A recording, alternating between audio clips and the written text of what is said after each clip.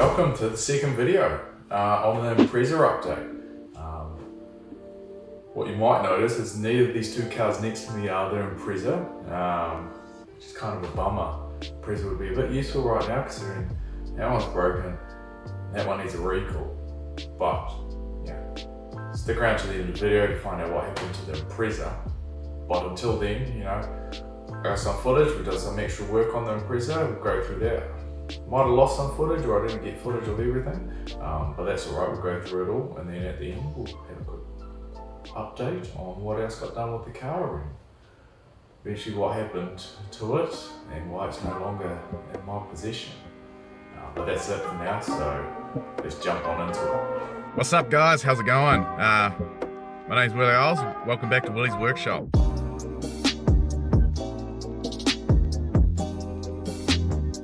And we are back today with the Subaru Impreza.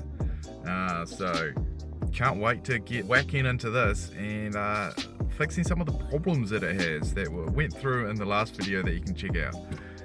So what I've gone and done is I don't have a OBD2 scanner myself at the moment, but what I did do is I went down to my local friendly mechanic and they had one and they did a quick health report on the car for me because, as I said, I had a number of dashboard lights lighting up, the check engine. There, problem solved. And the traction control. So got them to scan it, and well, I thought it was traction control. I think it might be the ABS, because got them to scan it and clear the codes. The codes came back within about 5 minutes, and yeah, then we ran the report to see what's up with that. So as we can see here, we've got the nice report from my local friendly mechanic, and it gave us back a whole bunch of fault codes. So what's really cool here is it also shows, you know, what's current and what was around in the past. So I mean, as we can see here, we've got 3 currents for the camshaft position slow response bank 1, bank 2, bank 2, and you know, we've got these little codes here at the start, P000B, P000C, P000D. So what this refers to here is we've got the boxer engine. We've basically got 4 camshafts. So bank 1 and bank 2. Bank 1's driver side, bank 2 passenger side, driver passenger. And we've got B, C, D. There's actually A, B, C, D. So A is not throwing up any problems, and I believe A, B are on the top and C, D are on the bottom. So that's what's up there. So gonna have to look at those and figure out what I can do to what's going wrong there, why that's thrown out a fault code. Could be the electronics, could be the part itself. Yeah, so we'll have to look at that. The ECM, so basically again, it's the camshaft is throwing up an ECM. It'll probably be throwing up the check engine light. And here we've got the ABS system, you know, interruption for engine convenience. Yeah, not very convenient to me when trying to drive the car, but again, it's throwing up a couple of faults here, some from the past, but then the same ones are showing up again, so it's been cleared, they're showing up again. So yeah, looks like the ECM is causing a bit of problem. And then we've got a few other fault codes in here that all seem to be from the past or nothing major really. Yeah, all of these are just from the past. Then I thought, well, how about I take it down to the Subaru specialist, because while this told me what's wrong, the mechanic, you know, it could be a number of things. So took it down to my local friendly dealer just to speak to them and see what they thought. So they ran it through the same sort of test. Cost a little bit more to go with them than your local friendly mechanic, but I thought, hey, I'll take it to them, get their expert opinion, and then we'll see what's up with that. So we can see here again, it brought up the camshaft position slow. They just weren't reading correctly, and this time we've just got D and B, so no C. C doesn't seem to be popping up on theirs, but B and D definitely were, so we'll take a look at those. And yeah, a few other things here. Intake door actuator stuck, no big deal. and then sort of described how the car feels while driving it, and basically spoke to them, and they told me what they thought the car would need to be fixed. So they suggested replacing both the cam angle sensors, and this would be $844 plus GST just for the parts from Japan. Now, just for 2 parts, that is a hell of a lot of money. Now, this is a very used car, it's very depreciated. These are basically brand new prices from a brand new dealer. I don't really want to be paying that, so I'm going to go jump on eBay and see if I can find some myself. I just have to figure out what the part number is and see how much cheaper I can find them. I'm probably going to have to order them from overseas as well, but they also said this would take at least 3 months to get. So it's going to cost me $1,000. I'm going to have to wait at least 3 months. So probably not that good for me to do. When they talked about the gearbox, there's no pricing here, but what they said is, well, like the transmission, the center diff, what they said here was that it would likely just need a replacement. So they were like, well, we don't have any, but we'd have to go look for one. It could be $2,000, probably more likely $3,000. And that's just for the diff itself, and then you got to pay labor. So there'll be what, one or 2 days worth of labor to take that out, put that back in, fluids and consumables, all that sort of stuff. Probably looking at $3,000 to $4,000, maybe even more. That is one hell of a cost. So going to have to see what's up with that. Yeah, bit concerning, that cost.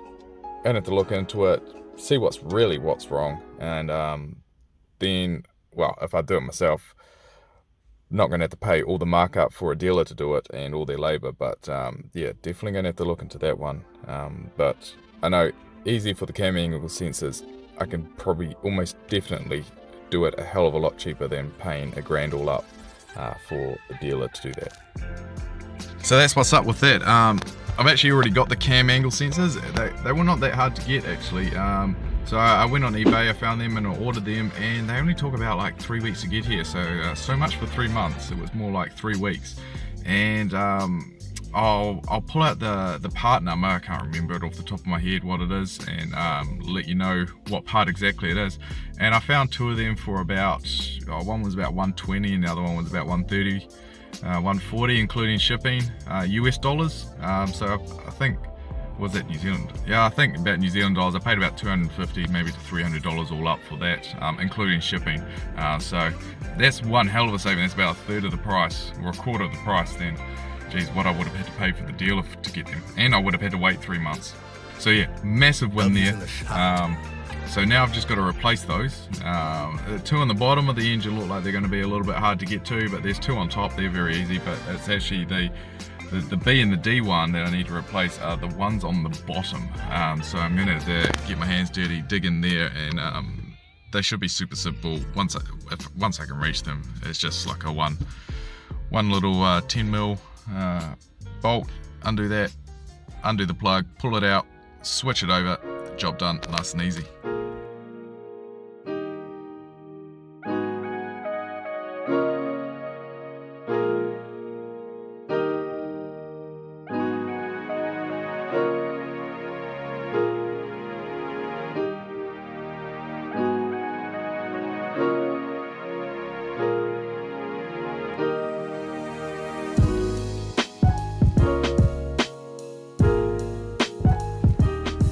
Not that dirty.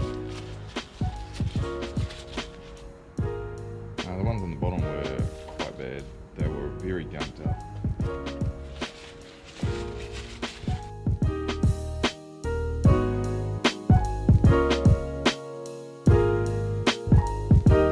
Just get them clean. They look good.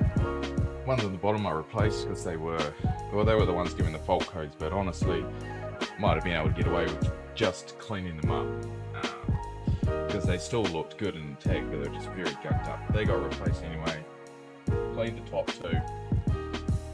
They look all good. Now it should just be working as intended. It shouldn't have those fault codes no more. Since I'm here, one other thing I wanted to do is change the air filter in here. It's a bit dirty, so I've got a new one, and we can get that fixed up. So So we got the Ryko air filter, part number A1527, and it should be as simple as just taking that one out, putting this one in. All you need is a bit of a screwdriver and you're good to go. Here's the old one. You can see it's got plenty of leaves, a little bit of fly. It doesn't look that bad color wise, but get the new one out.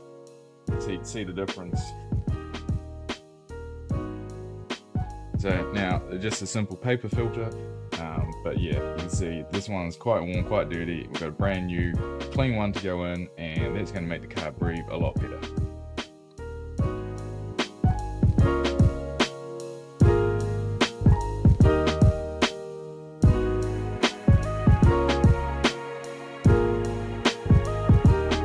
That all done, we can just tie up here, put it back together, and got one more of these on the inside of the car that is a bit dirty and I think could do with a swap.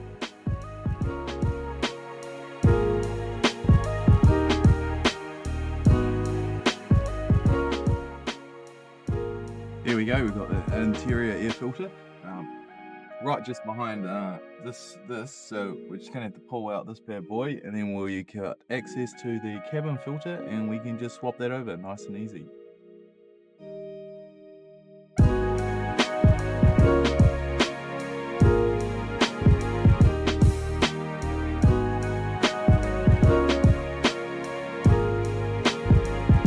Here we go, here's the old one, and we've got the new one in here. It's RCA 183P, another Ryko cabin filter. And here we go. What an old one looks like, and a new one. So this one, obviously nice and clean and new. Still in the plastic. Fantastic. Plastic, fantastic. Again, it's just a nice paper air filter. This one has definitely seen better days. This one's very dirty.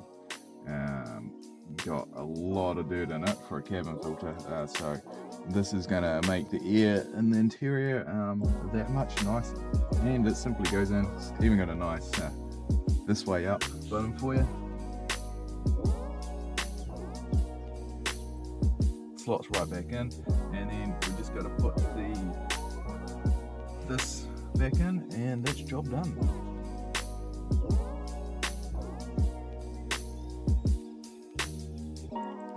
Oh, why won't it just line up? There we go, much better. Now, one other thing I do want to do is I put in this new head unit, and while it is perfect and works great, there are a couple of things I want to do. One, I want to get a reversing camera so I can link it up to this. It has the ability to do that. And I think this car would be great to have a reversing camera in it. Nice, simple, cheap option. It makes drivability that much easier these days. And the other thing is, when I did it, the old radiator it had in here would bug. It didn't work at all, and I was driving around a little bit, and I was like, I can't drive with no music. So I just whipped this in real quick and nasty, just with some of the tools I had around. So I didn't quite have all the exact parts, but you know, I've been down to the local Repco, got some connectors here. So one thing I do want to do is I'm going to put in the reversing camera, and I will just redo the wiring in this properly instead of my little hack job, just to get it working quickly. So now that that's all been taken out and fixed and cleaned, now all we've got left to do is I guess take the car for a bit of a spin and see how she drives.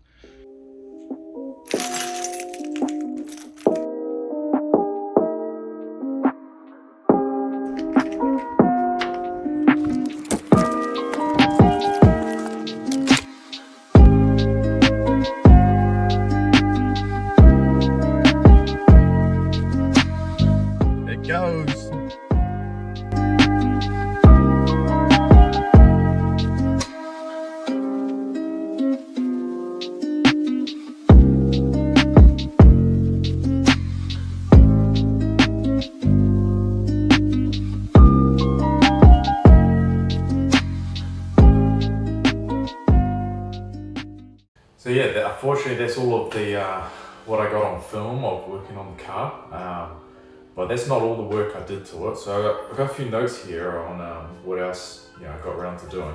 Went back and redid the stereo, fully wired that in properly. Got some photos here of it, and put in the reversing camera as well. Also gave the interior a massive clean in the detail. Looks real spick and span now, so very happy with how the interior came out. Engine wise, we did a little bit of work in there. You see most of it, but we did get into those bottom camshaft sensors and clean them up. They were pretty awful. They were gluggy as hell, like it was almost solid oil attached to the end of those coming out. Brother, so it was really good to get in there and get those cleaned. Made a massive difference to the car, just that alone. The other big thing that we did was we gave the car full service. So, you know, we went through and did all the regular stuff, you know, changing all the fluids like the radiator fluids. Didn't touch brake fluid, that was all good. We did the oil, completely oil, new filters. And that obviously realised, you know, when I took the camshafts out, sensors out, they hadn't been kept up with in the maintenance in terms of the oil.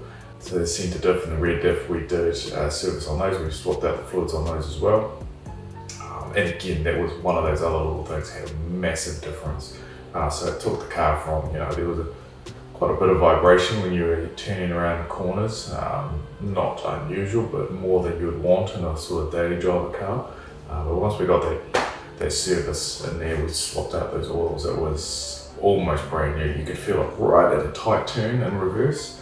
Get a little shudder in the car, but to be honest, you know, anyone who's drove in a 4x4, you know, it wasn't anything to write home about. So that was very nice. And after that, you know, the outside was pretty dirty. So what do? We just gave it a nice clean up. And then I actually, you know, there was some of the markers were actually quite rough, but there weren't any dents or scratches. They were just, you know, I don't know what had been rubbed against the side of the car, but it was on pretty tough. So went down to the shop, got some cut and polish, get some new stuff because my old stuff was kind of crusty. Went over the car and it turned out looking amazing. You know, I just always kind of knew it was just dirty on the outside. It just ripped off all that crust on the car. A nice cut and polish, and it came out shining. So what actually happened to the Impreza at the end of the day? Well, I mean, some of you might have guessed. It's no real surprise. It wasn't actually that exciting, but you know, I sold the car. Kind of had more cars than I needed at the time. I just wanted to free up some cash, and you know, I did initially buy the Impreza, and I was going to keep that and drive that, and then just on a whim, I saw the WRX maybe, you know, 3 or 6 months later, and you know, I kind of just bought that real impulse buy. About, you know, quite a bit more expensive, but really loved the WRX, so kind of just decided I had to get rid of the Impreza, so sold it, and just go through, you know, now that I've sold it, it's kind of like project complete. You know, I've talked to the staff about what I thought about the car, so I thought I'd give an update now on basically where it landed money-wise and what we did to the car, and you know, was it worth it? Was I just talking about a bunch of shit at the start? Yes, the answer is yes, but let's go through it anyway. So I'll just go through a breakdown of the costs. Purchased it for $5,300. So, you know, there was a bit of a haggle there. He wanted far too much money for it. I managed to get him down. You know, I don't think knew too much about the car. I just wanted to get rid of it.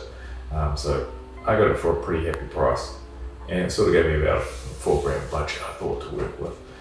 From there, you know, took it for a couple of scans. So we took it down to this Subaru dealership.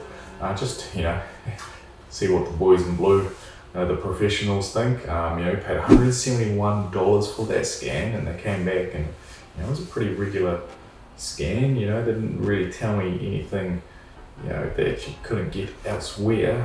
The one thing they did say, you know, that we looked at on the worksheet was that those 2 camshaft sensors that they suggested replacing were going to cost $850. More on that in a minute, but you know, after that I took it down to my local mechanic, really great guys down at Elsley Autos. They did a scan for $60, gave me the exact same information, almost a third of the price. So there's a bit of a, you know, gauge on dealership versus your local friendly mechanic, and you always get that personal touch. Like I love the local mechanic, Elsley Autos, they're amazing.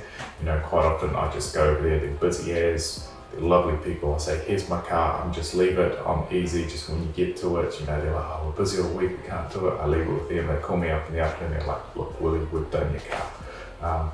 Just always a good time there, and like I said, a third of the price of basically taking it to the dealership. So, getting back to the camshafts, I bought 2, jumped on eBay. I think one came from Japan and one came from the States or the UK, can't remember, but they both arrived within 3 weeks. Very fast shipping, it said 3 to 6 weeks. I was like, well, that's still better than the 3 months that the dealership promised me. Arrived within 3 weeks. The first one I paid $101 for, the second one I paid $145 for, so less than $250. It's less than a third of the price of the dealership again.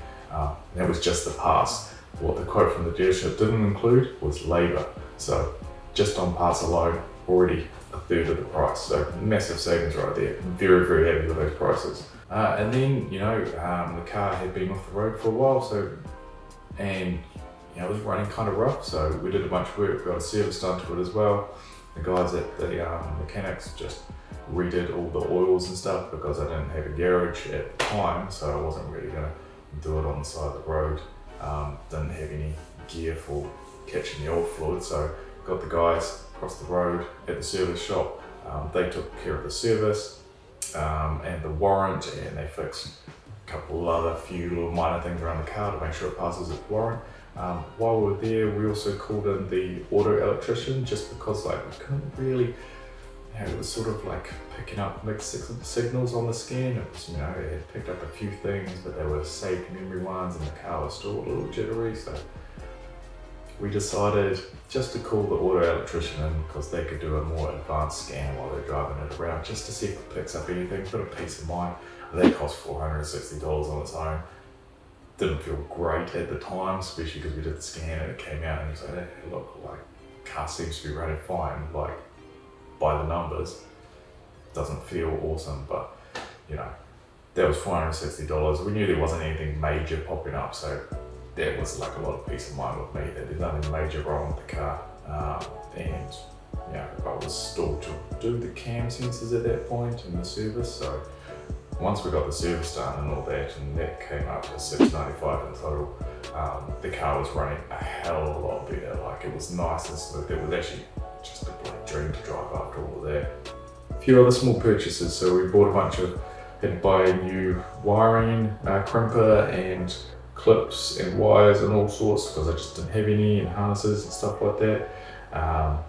And like I said, had to go get new cut and polish and a bunch of rags and cloths. Some old ones are crusty, they've been sitting in the bag for a bit while and they're sort of bin worthy. So, you know, I spent $70 and $121. Oh, and then bought a polisher itself, so that was $234 because last car we did, we had a little Swift, polished that up real nice because it had a bit of clear coat fade, repaired that all on the top, did it all by hand. This time I was like, nah, don't feel like it. We're gonna go down to the shop, get a polisher, make my life a bit easier. So when we tally all that up, we come to $7,357. So that's one in it for the car. You know, and I'm pretty happy with that. I've spent about $2,000 on parts. It was definitely more than I thought I would spend. You know, I knew I had about $4,000 to work with. Worst case scenario if I had to replace something major, but I thought, I could probably get away with $1,000, maybe $1.5 grand, but try for $1,000. Spent a bit extra money just to make sure, peace of mind, and got, you know, a bunch of tools and spares out of it. So $2,000, I'm pretty happy. Now we should talk about the sale. So I actually listed the car and it went fairly quickly. I think I had it up for a couple of weeks, and you know, I put it up for $10,000 to start off with, and that was very cheeky of me. Now I took some very nice photos, as you can see, and to be fair, it wasn't making the car look better than it was. The car was in really good nick, but $10,000, you know, it was low mileage, definitely low mileage. $10,000 is still a high price for it at the time, and I thought, you know, after 2 weeks I can lower it. I did have some people come around and look at it, and then had a young couple who just come back from the UK, I believe, and he was a bit of a salesman guy, so he was very talkative, very fun to deal with. Knew Subarus, knew them, was kind of comfortable with them, and it was actually for his girlfriend, I think. So she loved hatchback Imprezas because they're a great car. So they came, they took it for a drive. they said they absolutely loved that car. He could feel the little gear binding in it, and you know, I'm always conscious of that as well, that I've done a lot of work to the car and it's a really good nick. It's not perfect though. And 10 grand is maybe for a car that had no problems. So I knew I was asking for a lot and I knew it wasn't really worth 10 grand. So got into a bit of a haggle. You know, I was kind of hoping for 9,500 really, like that would be a great price for me. And we're talking about it and they were like, oh, they wanted to pay 8.5, I think. So basically just said, look, hasn't been up very long at the moment. The lowest without a doubt I could do is 9.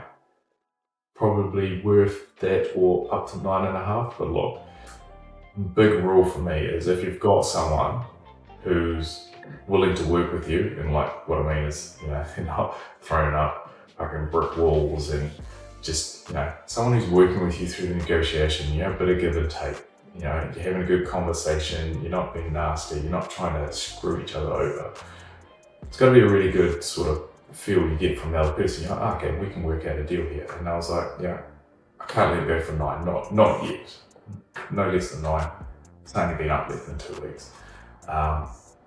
They looked at the car and she was like, oh, I like the car. And then he looked back at me, and I'm actually kind of sad about this part afterwards, but you know, the good salesman he is, he's always looking for a sweetener, and I understood it at the time.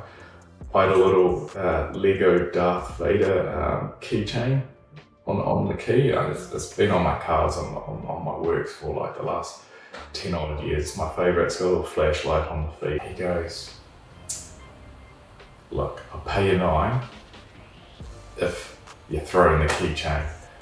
And I looked at it and I was like, oh.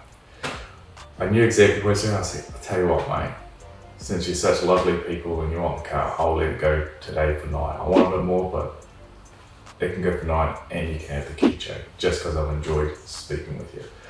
So it was a really good end. They paid the car and took it there. So from my point of view, I don't have to, I could have got $500 more, but it might not sold for 2 months. Not worth it.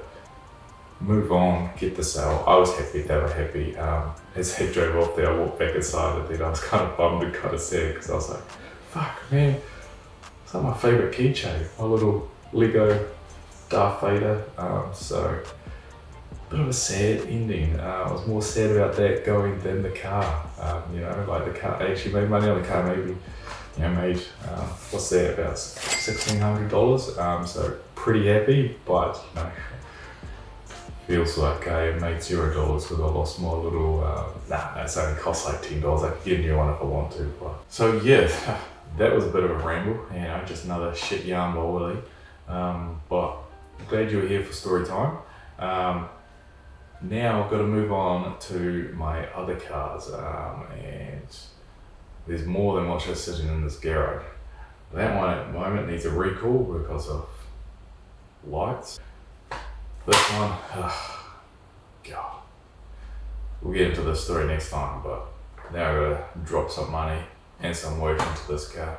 My pride and joy, but we'll get there, hopefully. Definitely need my car up and running again, but until next time, we'll see ya.